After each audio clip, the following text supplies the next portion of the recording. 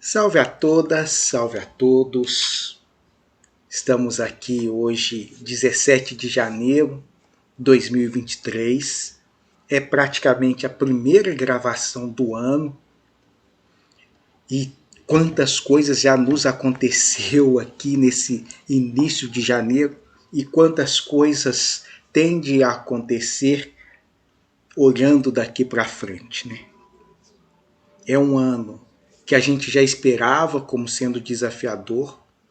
O número 7, o ano 7, são anos de desafio, são anos que por esses critérios, ao mesmo tempo que nos chama para uma imersão, para uma observação interna, para uma busca do autoconhecimento, para uma questão dos estudos, ele também acirra muito a meticulosidade, o ver detalhes, o pegar no pé, essas análises assim que não vou deixar escapar uma vírgula.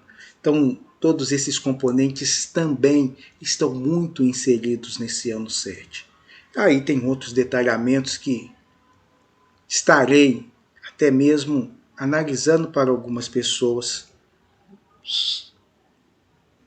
que fizerem o pedido e nós vamos tentar não, nós vamos fazer essa análise para elas, mas aí de forma mais personalizada, dialogando com esses universais, os trânsitos muito interessantes que estão aí chegando, que vão bater a nossa porta da humanidade, trazendo alterações, mudanças profundas no cenário social, nessa tecnologia social, pelo menos é uma dessas muitas apostas que a gente vem fazendo com esse Plutão em Aquário, daqui a pouco entrando. Mas não é disso, ou pelo menos não é só disso que quero falar. Vimos aí esses atos golpistas, chamar de golpista é quase uma redundância, né? Esses atos, meu Deus, o que nós vamos falar desses atos que ainda não tenha sido dito? Nossa, tem muito ainda que não foi dito, que a gente precisava falar, e eu tive a esperança do final de 2023, no qual essa temática foi a tônica de muitas das nossas gravações, muitas pessoas ficavam até chateadas e bravas. Vocês vão ficar só falando disso? Vocês vão ficar só nessa? E eu ficava daqui pensando, difícil mudar a fita. Difícil fazer a mudança do disco. Muito difícil.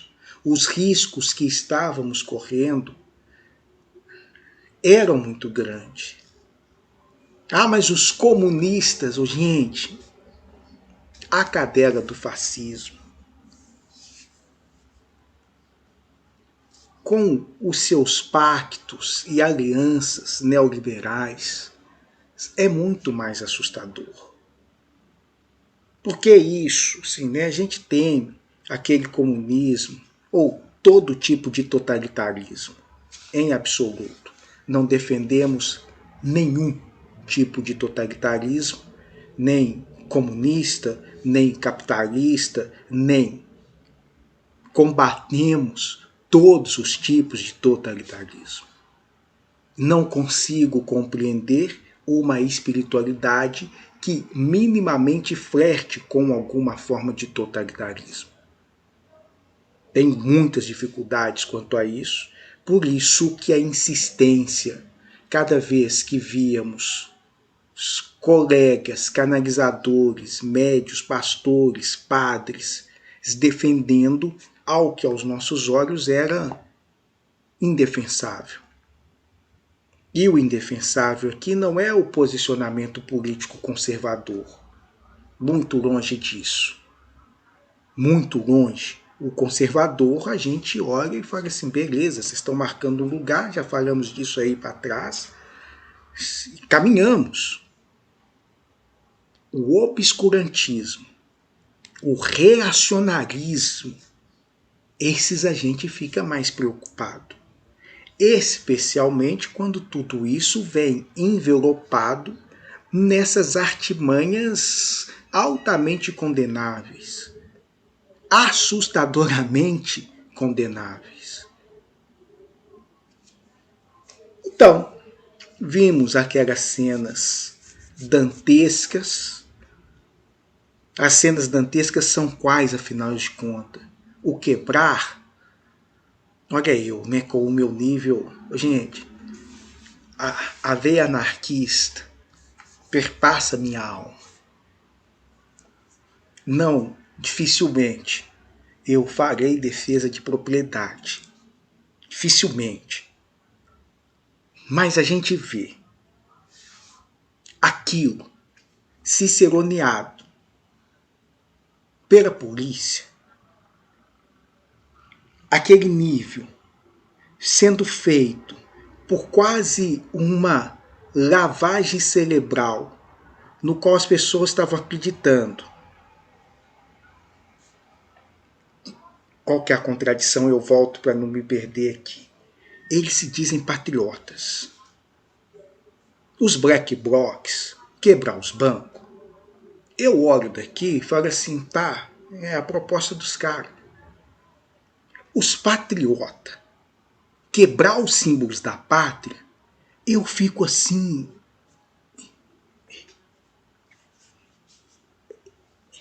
É difícil. É de uma complexidade que pega toda essa raiva imbecilizada, bestializada, endemoniada, incapaz de os mínimos de articulações ou de perceber as imensas contradições. Esse povo, gente, estava cantando Geraldo Vandré na porta do quartel. Alguém tinha que chegar para eles e falar assim, gente, pode fazer isso não. Vem cá, deixa eu te explicar. Você não pode ir lá na porta da Máfia Azul cantar o hino do Clube Atlético Mineiro. Tem um erro ali imenso. Ah, mas a gente gosta dessa parte vencer, vencer, vencer, esse é o nosso ideal. A gente gosta desse refrão. Pois é, meu amigo. Mas cautela. Volta aqui na história, perceba a história, alarga essa visão, vai estudar. Então essa imbecilidade com que eles quebraram, com que eles destruíram, com que eles vandalizaram, choca muito. Choca muito o quê, né, cara pálida? Porque é isso que as pessoas não compreendiam. É isso que causava e estava dando uma agonia gigantesca em muitos. Porque o cenário que a gente acessava, que a gente via, era o de guerra civil e ele ainda não está de todo descartado, embora tenha amenizado cada vez mais. Cada vez mais vai se amenizando, mas ele ainda é uma possibilidade do horizonte. Ele ainda nos perturba e nos preocupa. Essa degeneração completa do que é ser isso que eles defendem, patriota. Que loucura é essa? Que pátria imaginária é essa que eles defendem? Porque essa pátria que esse pessoal está defendendo, gente, é uma pátria muito seletiva. É uma pátria muito aristocrática. É uma pátria muito neoliberal. É uma pátria muito faça por você mesmo. Todo mundo numa independência, num individualismo, cada um por si. E essa pátria por ninguém.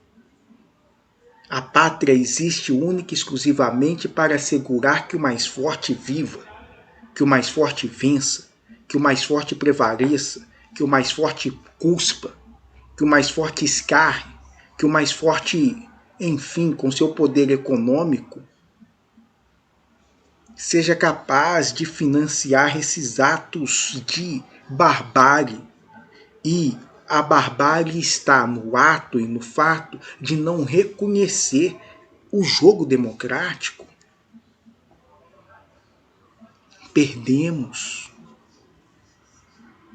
Vamos fazer oposição, uma oposição altamente detalhista, chata, meticulosa, não vamos deixar passar nada. Massa. É isso que a gente espera da oposição.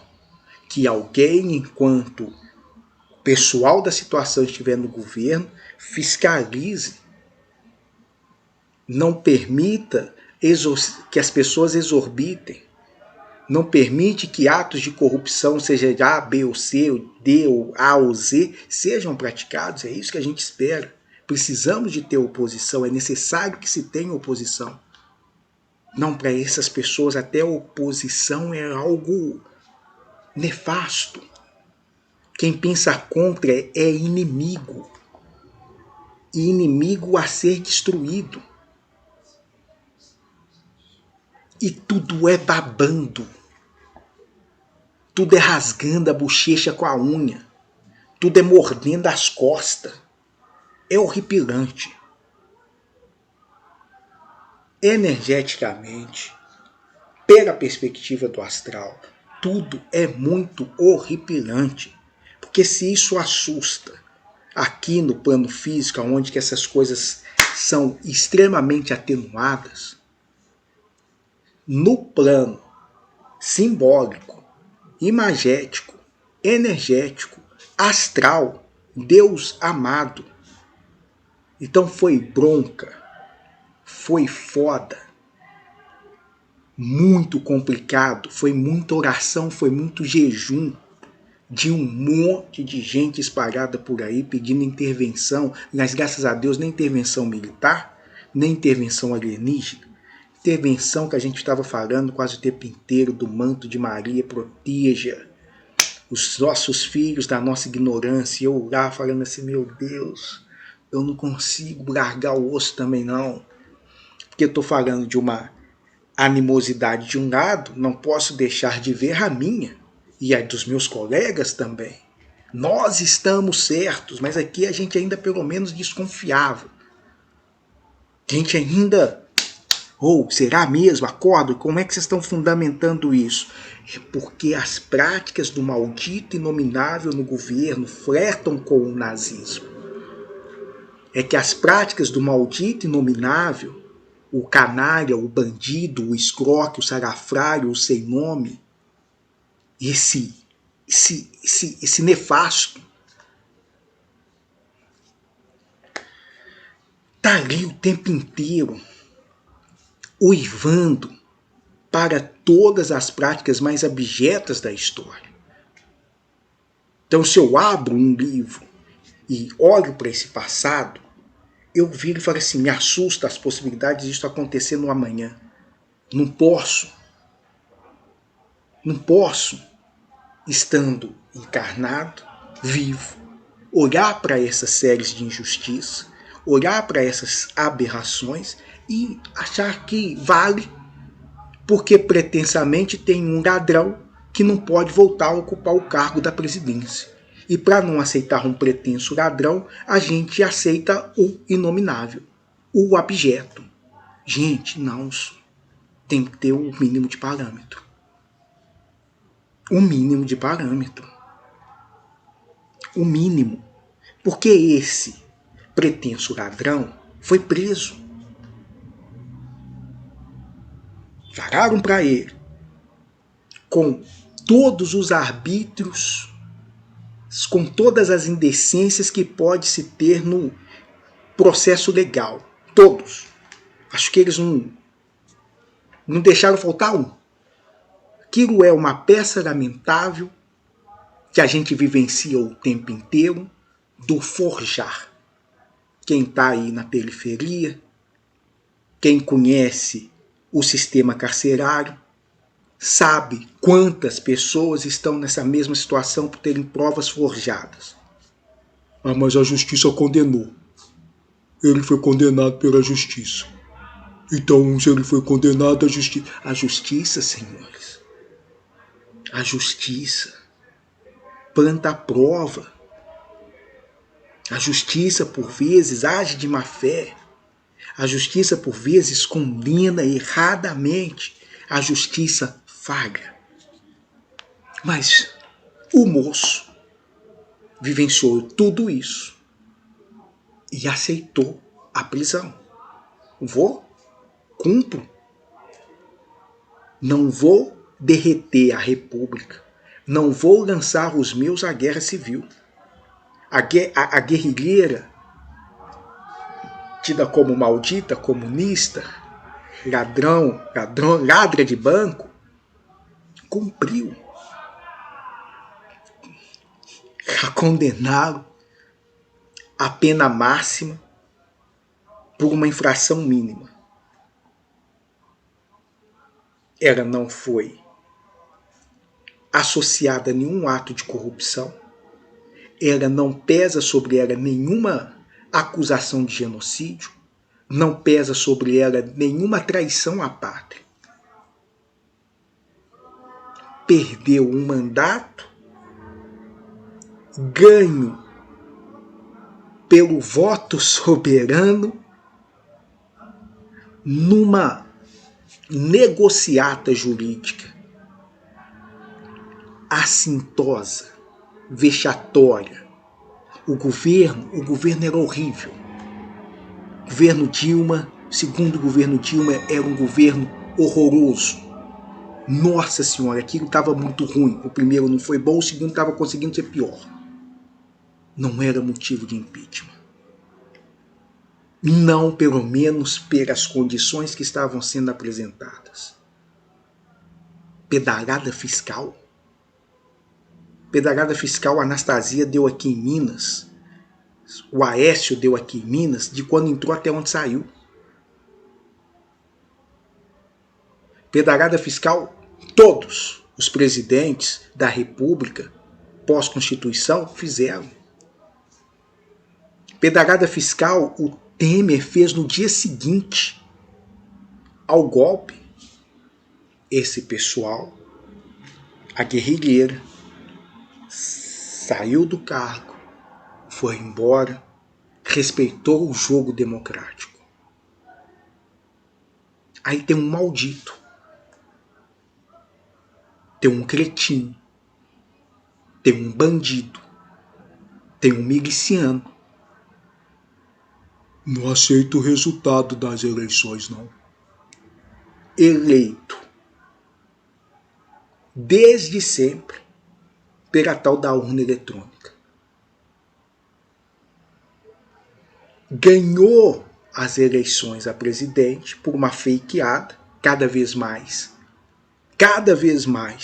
aumenta as convicções. Não tenho prova, a gente pode, nosso direito chegou, nosso direito normativo chegou a essa excrescência. Não temos provas, mas temos convicções. Então, temos aqui convicção de que fakeou uma facada. Fez isso. É desses. Mas, enfim. Utilizou da máquina pública na coisa mais vergonhosa, nojenta, que se teve notícia. Nessa república contemporânea que a gente está vivenciando, pós-Constituição. Ninguém nunca viu aquilo. Ninguém nunca viu isso. Ainda perdeu as eleições. Mas o pior da derrota é não aceitar o resultado. O pior da derrota é não falar assim pro coleguinha. Beleza. Tchau. O pior da derrota é não saber o lugar simbólico no qual se encontra. Não é dele.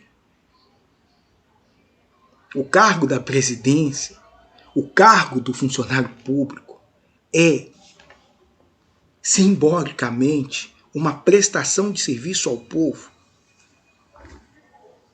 Estou aqui, daqui a 4 anos não estou mais. Vamos colocar sua foto na parede, agradecer e amaldiçoar pelos serviços ou os desserviços prestados. Historicamente, seu nome vai constar e a história vai lembrar de Vossa Senhoria. Acabou. Vai embora. Tchau.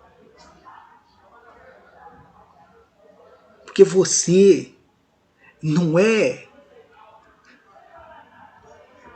o jogador de um time de futebol.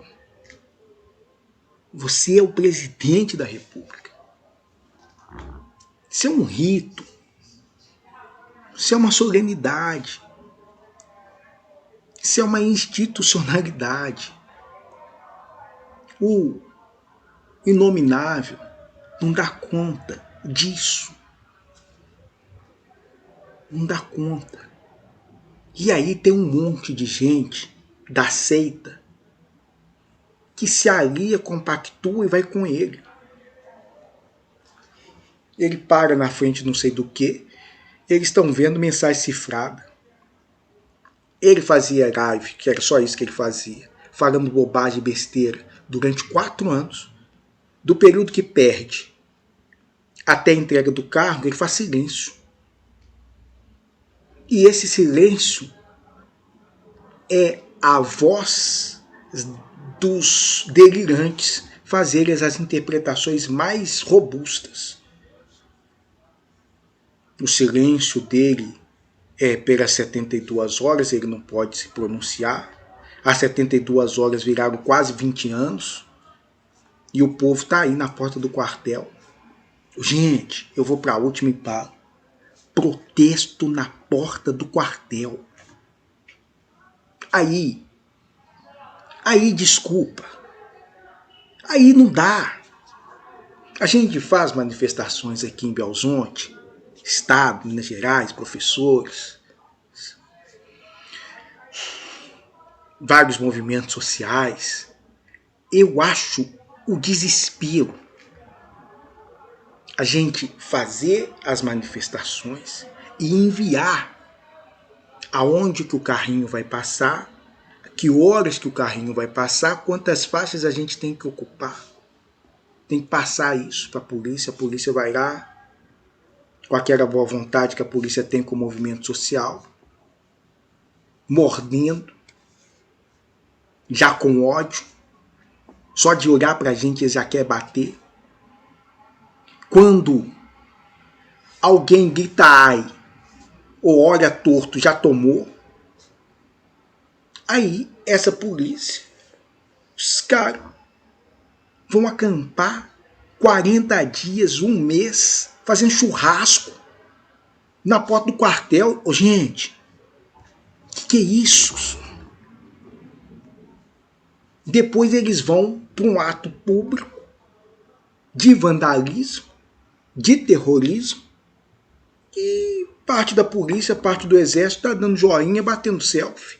Que porra é essa? E aí, uns loucos, eu não sei por que eu tô preso, não entendi. E é de fato, não dá para entender mesmo não. Se não prendeu os polícias, se não prendeu os comandantes dos quartéis, por que está prendendo Vossa Senhoria? Por que Vossa Senhoria está presa? Está fazendo tudo certo, você tem até respaldo da polícia, você tem governador falando merda. Como sempre, não vou chamar ele de Jeca Tatu, porque Jeca Tatu é um personagem ilustre. O Zema está abaixo do abaixo. O Zema é da área do Bolsonaro. O Zema é esse tipo de gente. Qual que é esse tipo de gente? Que vem do setor privado, achando que tudo é marketing e que tudo é negócio. Que a administração pública estão administrando para ganhar lucro. Gente, o Estado tem que dar lucro, não. Quem quer ganhar e ter lucro, abre empresa. Vai ganhar lucro na sua empresa. E é fácil ganhar lucro na empresa. O Zema ganhou muito. A lógica dele, da exploração, ajuda demais. O Estado não está aí para isso, não. O Estado tem que pagar os funcionários, o funcionarismo público. O Estado não pode ficar retendo o dinheiro do Fundeb, porque o dinheiro não é do Vossa Senhoria, o dinheiro não é seu. O recurso não é seu. E aí, se você gosta ou não gosta dos diretores, dos professores, isso não é um problema seu. Você está numa função e num cargo que você tem apenas que permitir que passe. Então a gente está colocando nesses lugares essas pessoas que têm essa mentalidade de um individualismo nojento para cuidar do que é de todo mundo. E os eleitores deles, a gente tem que ficar lá tentando explicar, porque enquanto eles derretem o que é de todo mundo, você não tem direito, nós vamos privatizar. Aqui eles estão falando, aqui em Minas, tá? Privatização da Copasa, que é a nossa companhia de água, privatização da CEMIG, que mexe com as nossas fontes de energia, sem contar algumas outras por aí. Estão falando de privatização da escola pública. Tudo para esses caras é privatização, mas é privatização, para mim, para os grupos de professores, porque se eles me derem uma escola para administrar e eu puder cobrar, gente, eu juro para vocês que eu faço lucro, eu ganho muito mais, dividindo, rateando com todos os funcionários ali, cobrando mixaria dos alunos, sem contar o subsídio que esse povo e essa gente ganha do Estado. Então, administrar assim, ser empresário desse jeito, eu quero. Você me dá uma escola pronta, que eu não vou gastar R$1 para colocar um saco de cimento, você pode me dar. Eu já tenho todos os alunos lá dentro, que eles chamam de clientela. O livro didático vem do governo federal. Eu reduzo a quantidade de professor. A luz, a água, eu não sei se eles vão continuar pagando, provavelmente não, o Estado paga ainda. Eu quero ser empresário assim. É bom. E a gente fica daqui gritando, falando assim, gente, eles estão acabando com o que é de todo mundo. Mas tá certo. O Estado é muito inchado. O Estado é muito grande. O Estado tem que cuidar das coisas básicas. As coisas básicas são quais, gente? O Estado tem que cuidar de você, de mim, da sua mãe, da sua avó, da sua tia, do seu inimigo, do presidiário, do menor infrator. O Estado tem que cuidar. Ah, mas eu não concordo com isso não. Legal, ué. Bom, entendo. Temos que discutir. A gente faz essa discussão nesse regime chamado democrático. E temos 1 bilhão de coisas para acertar nesse regime democrático. Especialmente esse no qual os recursos financeiros acabam levando e elegendo uma quantidade de safado, de pilantra, única e exclusivamente pelo poder econômico. Temos que discutir isso. Nós precisamos de criar outros conceitos de democracia no qual esse poder econômico não seja tão aviltante. Mas isso são coisas para frente. Eu juro para vocês que isso tem tudo a ver com espiritualidade. Tudo a ver. Aonde que tem a ver, né? Deixa eu ir embora, eu falo disso e paro aqui.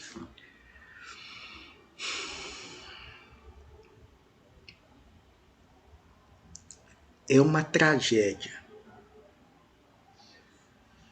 É uma tragédia para um povo eleger, gente. Nós elegemos o inominável. Nossa, ele foi votado. Qual a proposta de governo? Não tinha. O que esse cara tinha como projeto de nação? O que ele apresenta para nós? Você vira e fala assim, nossa, dá para comprar. Esse é o Brasil que eu espero, esse é o Brasil que eu quero.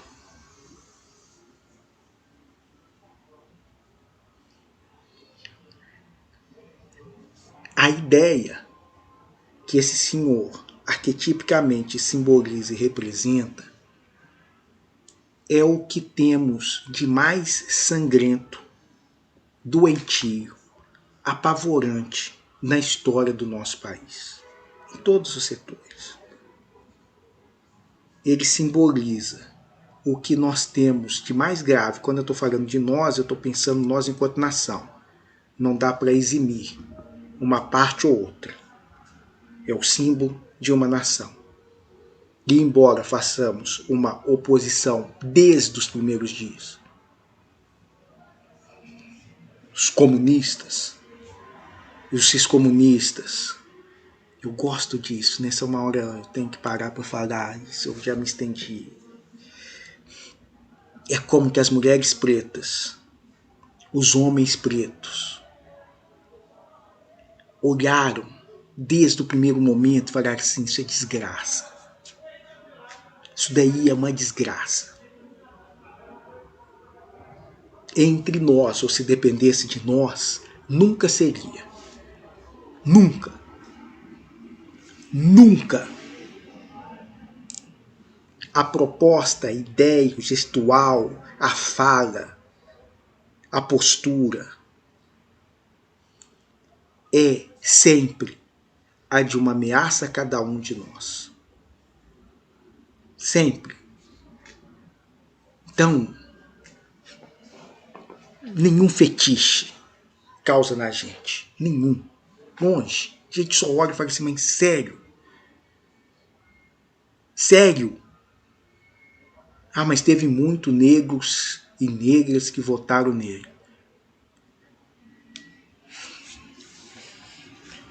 Não vou entrar nessa celeuma. Mas veja aquele maldito que foi presidente da Fundação Palmares. Se você tiver coragem de falar que aquele senhor é negro,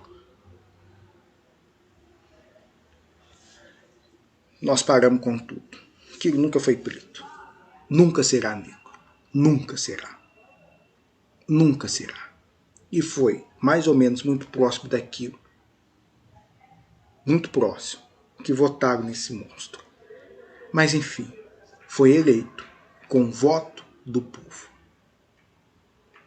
E cada um de nós, encarnados naquele momento, e nesse momento, corresponsáveis por tal eleição. Cada um de nós.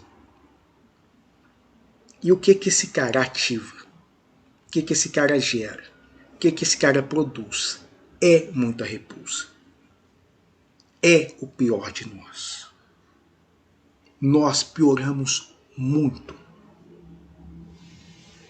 nesses últimos 4 anos. Nós adoecemos muito nesses últimos 4 anos. E não é um fenômeno único exclusivamente brasileiro.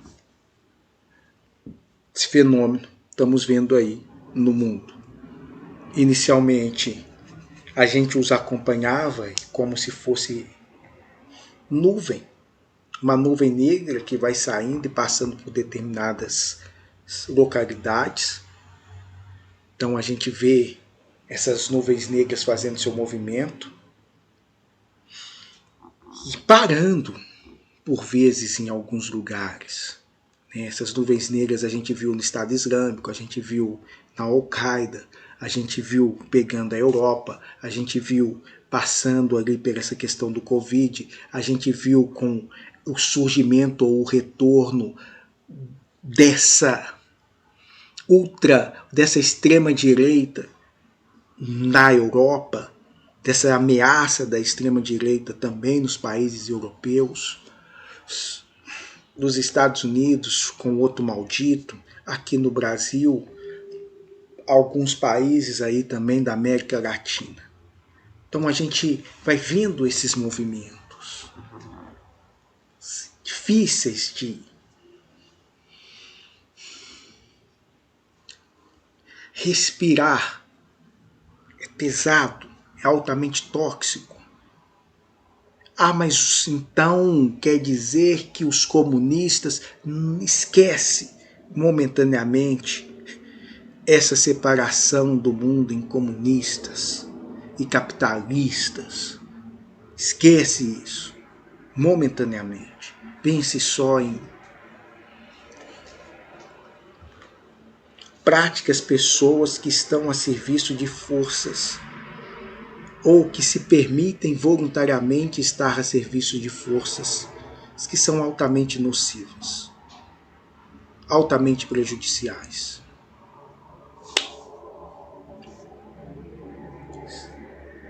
O neoliberalismo, se tem alguma coisa que se aproxima, se fizer um checklist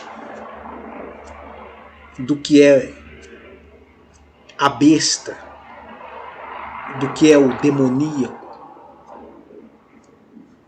e enumerar as ideias neoliberais, bate. E agora a última mesmo eu vou parar. Tá tendo Davos, né? E tá aí o boletim da Foxfam, esqueço o termo. Oxfam, esqueci. Mas eles vão computando esses dados assustadores, estarrecedores, que deveria provocar revoltas diárias, diuturnas, ininterruptas. 1% da população mundial detém a renda dos outros 97, 98%. 1%.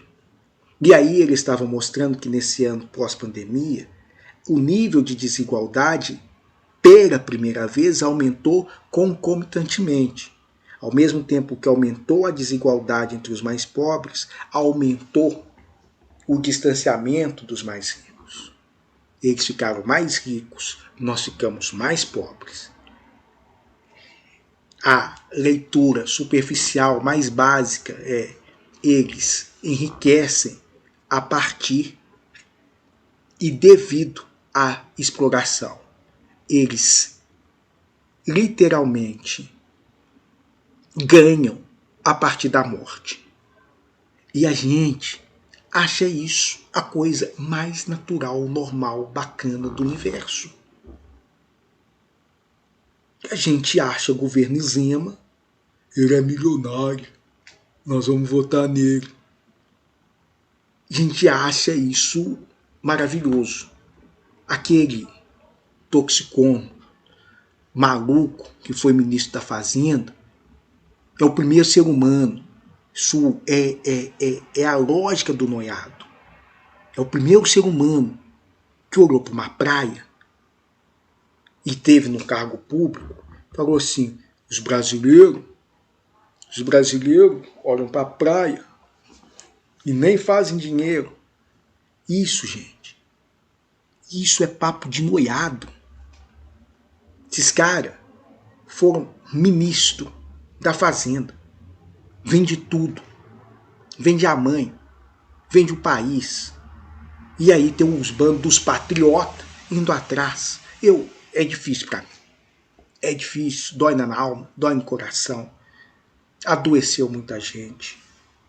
Perturbou muita gente. E quando a gente achou que estava livre, vem os malditos, invadiu o Congresso, ciceroneado pela polícia, para quebrar os símbolos da pátria.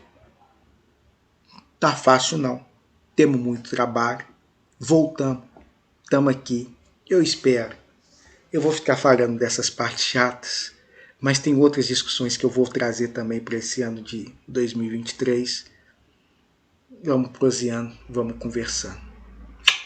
Beijo grande aí.